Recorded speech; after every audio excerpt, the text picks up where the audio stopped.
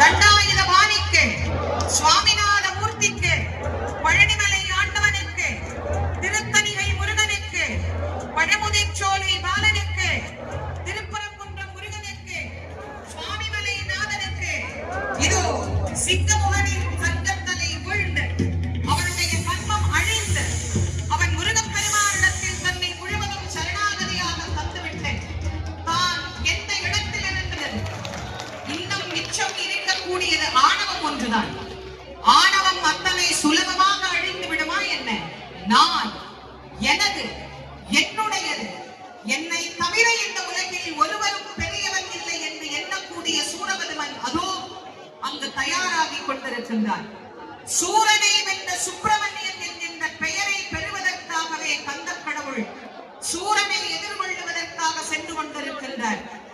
ஆணவத்தை அழித்து, ஆணவத்தை வேரோடு களைந்து, நம் எல்லோருக்கும் வாழ்வில் எல்லா விதமான ஞான நிலையையும் தந்து நம் எல்லோரையும் கடை தேற்றும் பொருட்டு கந்தக் கடவுள் நம் சொந்த